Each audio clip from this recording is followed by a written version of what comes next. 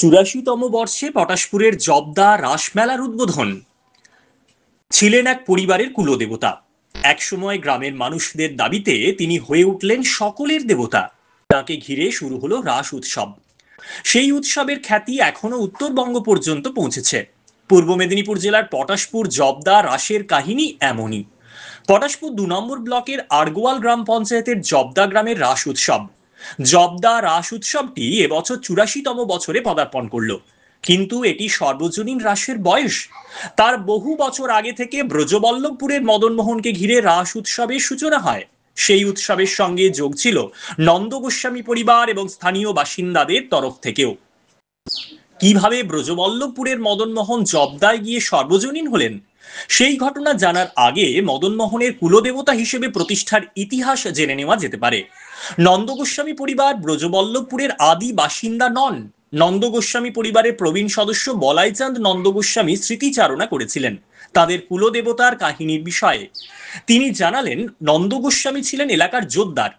একসময় তাদের পরিবার প্রতিষ্ঠা করা হয় কুলদেবতা মদনমোহনকে। নন্দ গোস্বামীরা তাদের বাড়ির সামনে মন্দির গড়ে মদনমোহনের বিগ্রহ স্থাপন করেন। সে প্রায় আনুমানিক ২৫০ বছর আগেকার কথা। চুন সুরকি দিয়ে গাঁথা পুরু খিলান দেওয়া বিশাল আকার মন্দির গড়ে তুলেছিলেন নন্দ গোস্বামীরা। মন্দিরের গায়ে ছিল টেরাকোটার কাজ, ছিল দেবদেবীর মূর্তির কারুকাজ। সে মন্দির ভেঙেছে, নতুন করে গড়া হয়েছে সেটি। দোল উৎসব থেকে জন্মাষ্টমী, ঝুলন বা রাস সবেতেই মদনমোহনকেই ঘিরে পরিবারের সদস্যরা অনুষ্ঠানে অংশগ্রহণ করতেন। সেই সময় গ্রামের বাসিন্দারা নন্দ গোস্বামীদের পারিবারিক অনুষ্ঠানে খুব একটা যোগ দিতেন না, অথচ গ্রামের সকলের জন্য একটা রাস উৎসব চালু হোক সেই ইচ্ছাও ছিল বাসিন্দাদের। সেই ইচ্ছে থেকেই প্রস্তাব দেওয়া হয় নন্দ গোস্বামীদের।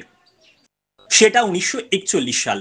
প্রতি বছরের মতো সেবার দীপাবলির পরে কুলদেবতা মদনমোহনের মন্দিরে পালন হয় গিরি গোবর্ধন যাত্রা। সেই অনুষ্ঠানে নিমন্ত্রিত ছিল গ্রামের প্রবীণ কয়েকজন মানুষজন। সেই অনুষ্ঠানে নিমন্ত্রিত ছিলেন গ্রামীণ প্রবীণ কয়েকজন। প্রসাদ খেতে খেতে ননীগোপাল নন্দ গোস্বামী, নরেন্দ্রনাথ জানা, বলাই গোস্বামীর মতো প্রবীণরা প্রস্তাব দেন ব্রজবল্লভপুরের রাস উৎসব গ্রামের সকলের করে দেওয়া হোক। সেই মতো কথাবার্তাও শুরু হয়। প্রথমে কিছুটা দ্বিমত প্রকাশ করেছিলেন নন্দ গোস্বামী পরিবারের কর্তা অঘোর নন্দ গোস্বামী। পরে অবশ্য প্রস্তুতি শুরু হয় মদনমোহনকে জবদায় নিয়ে আসার। জবদা মাঠে একটি কদম গাছ ছিল। সেই কদমতলায় প্রথম মন্দির থেকে মদনমোহনকে এনে রাস পূর্ণিমার উৎসব শুরু হয়। একেবারেই অনাড়ম্বর ছিল সেই অনুষ্ঠান। হ্যারিকেন জ্বালিয়ে শুরু হয়েছিল কৃষ্ণের রাসলীলা। প্রথম দিকে মানুষ খুব একটা উৎসাহ না দেখা দিলেও ক্রমেই তা জনপ্রিয় হতে থাকে। ধীরে ধীরে হ্যারিকেনের বদলে মেলায় আসতে থাকে পেট্রোম্যাক্স, যা সাধারণভাবে হ্যাচাক লাইট হিসেবে পরিচিত ছিল। তারপর ব্যবস্থা করা হতে থাকে উৎসব অনুষ্ঠানের। রাসের সময় অনুষ্ঠিত হতো যাত্রা, কখনো থিয়েটার। গ্রামের বাসিন্দারাই মহড়া দিয়ে যাত্রাপালা নামাতেন। বর্তমানে রাস উৎসব একাদশীতে ঘটোত্তোলনের মধ্যে দিয়ে শুরু হয়।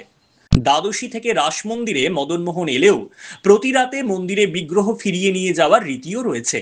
কিন্তু দ্বিতীয়াতে মদনমোহন সারা রাত থাকেন।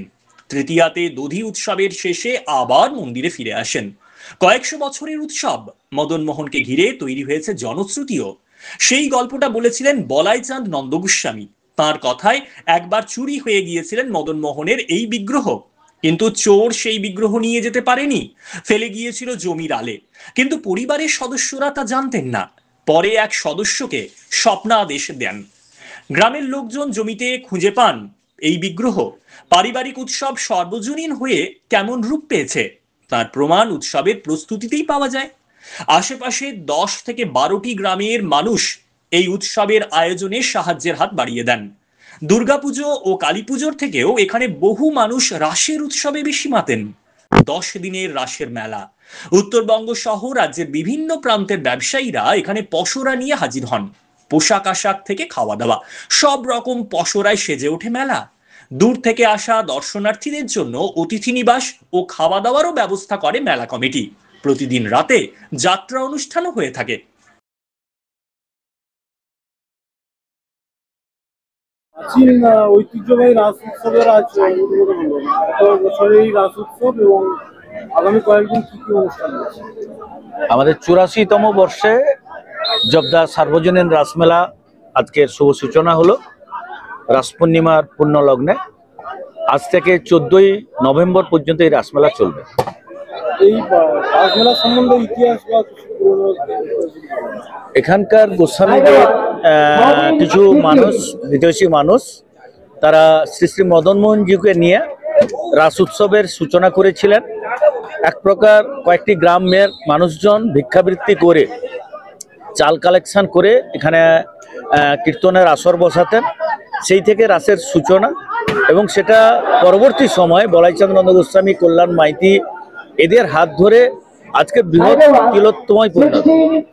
আগামী কয়েকদিন কত সংখ্যক মানুষ ভিড় করবে? আমাদের এই মেলাতে প্রায় গড় 50,000 মানুষ পার ডে উপস্থিত হন।